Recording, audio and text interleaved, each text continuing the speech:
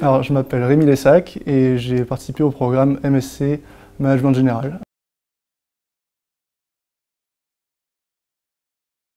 Alors, avant l'IAE, j'ai fait une école d'ingénieur, les arts et métiers, à Bordeaux. Et je suis originaire du sud, donc de Narbonne, dans le sud-ouest, une prépa à Toulouse et une école d'ingénieur à Bordeaux.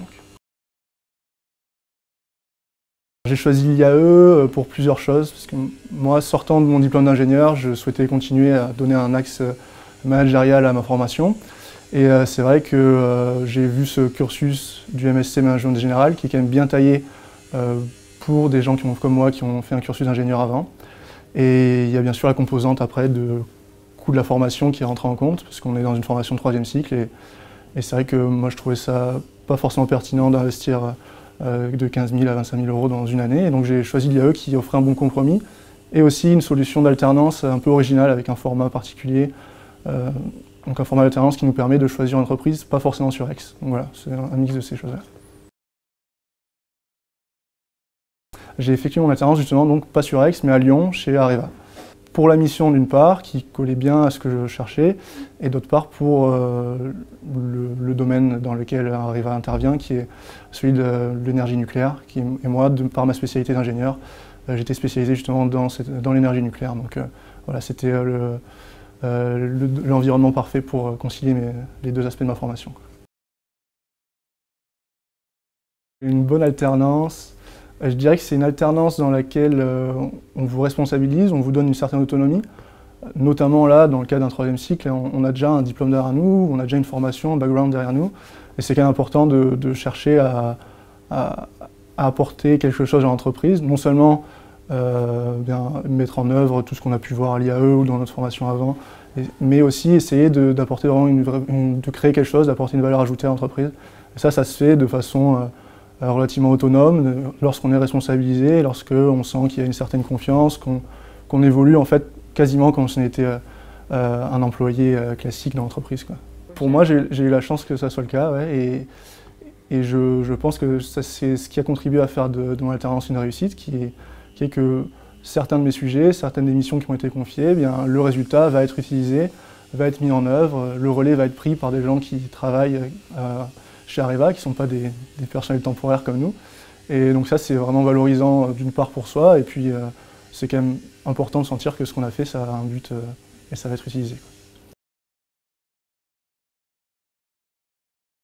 Voilà, j'ai été très bien accueilli. Le service n'était pas forcément habitué à recevoir des alternants, mais ça s'est très bien passé. Et le fait, comme je vous disais, qu'on vous donne des responsabilités, qu'on vous donne une certaine autonomie, ça vous pousse à aller voir les gens, à demander tel ou tel service professionnel, hein, voilà, de demander de l'aide aux gens qui sont responsables de telle ou telle activité. Donc ça facilite vraiment l'intégration et puis ça vous permet aussi de voir des choses, de questionner les gens sur leur métier. C'est vraiment, je pense, le plus à retirer de l'alternance, c'est pas rester cloisonné à sa mission, mais essayer de s'ouvrir vraiment au maximum sur l'environnement et ça permet de s'intégrer le plus facilement possible, quoi. Mon projet pour la suite, c'est d'essayer de trouver un emploi qui pourrait combiner les deux aspects de ma formation, donc l'aspect ingénieur qui est le plus important en termes d'années en tout cas, et puis essayer de pouvoir valoriser cette année d'alternance. Je pense vraiment que c'est possible qu'il y a des postes qui sont dans lesquels on peut retrouver une composante management, une composante projet qu'on recherche à l'IAE quand on a fait un cursus d'ingé avant, quoi. Alors ça paraît un peu classique, mais je pense que c'est vrai qu'à l'IAE, il faut avoir une certaine ouverture d'esprit parce qu'on est avec des gens qui n'ont pas forcément tous le même cursus que vous. L'IAE, il y a aussi beaucoup de gens qui viennent de l'étranger. Et on est, en tout cas dans le master que j'ai suivi, on est amené à travailler beaucoup en groupe, à faire des projets plus ou moins longs. Et c'est vrai que cette façon de travailler en groupe, cette façon de communiquer avec des gens qui n'ont pas forcément la même manière d'aborder les choses que vous, ça vous oblige à vraiment être ouvert et à regarder, ami ingénieur, à regarder un petit peu autre chose que justement le côté ingénieur, notamment. Donc l'ouverture d'esprit, je pense que ça serait la qualité principale. Alors l'image que, en tout cas, mon entreprise a maintenant de l'IAE, elle est bonne puisque le cursus les a satisfaits, ils ont même recherché des alternants qui suivent le même cursus à l'IAE d'Aix. Ensuite, les gens, le cursus de l'IAE, du MSc Management Général n'est pas forcément connu, mais on connaît, on va dire, l'ancêtre qui était le DESS en administration d'entreprise, etc.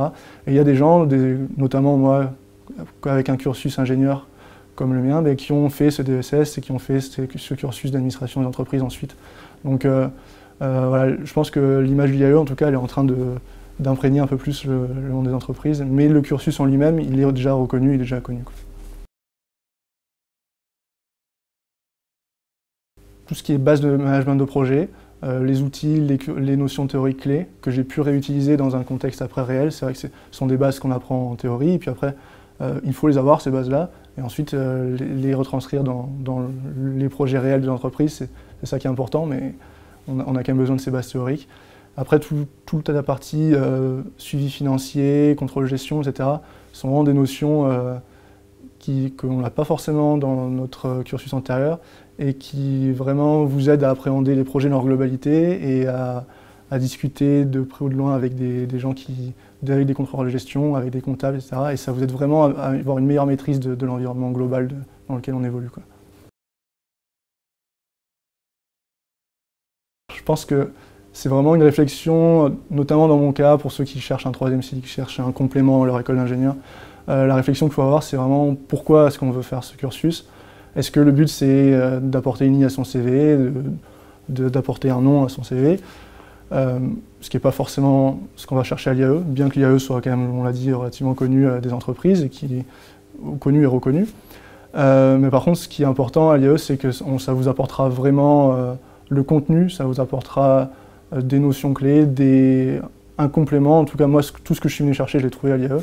Et donc, la question à se poser, c'est vraiment savoir pourquoi est-ce qu'on fait ça. Si c'est pour du contenu, l'IAE, ça vous apportera tout ce dont vous avez besoin, je pense. Pour parler d'autre chose que la pédagogie, je vous parlerai de l'équipe de rugby, des chocolatiers, de laquelle je faisais partie l'an dernier. De très bons souvenirs avec cette équipe, très suivis avec les pom-pom girls même, en tout cas les cheerleaders de l'équipe. Voilà, des matchs réguliers à Aix où beaucoup de personnes de l'école auxquels beaucoup de personnes de l'école venaient assister, des tournois qu'on a pu faire aussi vers la fin de l'année. Donc une très bonne ambiance dans cette équipe et un bon noyau qui s'est constitué, que l'on conserve. Et voilà, ça a instauré une certaine dynamique et même comment on était suivi aussi par les gens de l'école. C'était de très bons souvenirs et une bonne ambiance et un bon complément à l'aspect scolaire, dirons-nous.